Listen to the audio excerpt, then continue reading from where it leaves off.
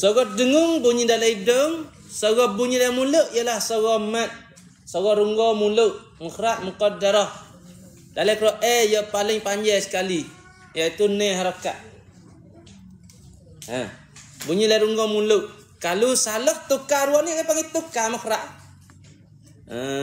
Dia dengung bunyi dalam mulut. Dia mat bunyi dalam hidung. Tu tak kena. Ya tak? Kalau kita lah ni budak-budak kita banyak bunyi dengung tubik kok mulut. Dengung tubik kok mulut ni tak kena. Kalau suara beri bunyi dalam mulut, ia kena ada huruf mat situ. Alif ya waw. Huruf mat kalau nak tubik kok mulut. Kalau tubik kok hidung, itu tu suara dengung. Iaitu ia kena ada situnya nun dengan mim. Tepat hak dengung kita baca dalam Quran, tepat hak bunyi dengung, situ tu ada tuai dia. Nun dengan mim.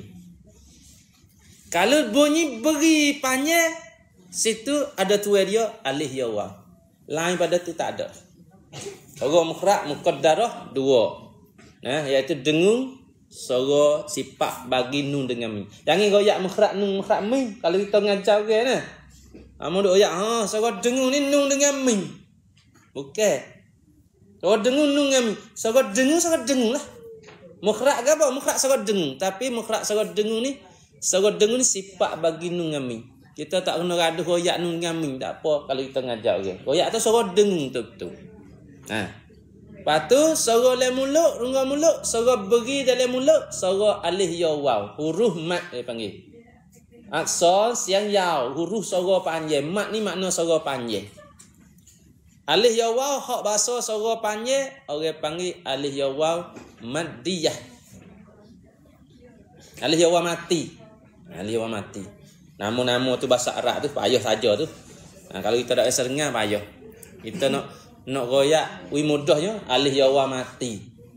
Suara bunyi tubik kok mulut. Lepas tu dengar suara dia. Dengan suara dia. Kisi tak cukup. Jom kisi dah. Tak apa boleh duduk lakar tu ni.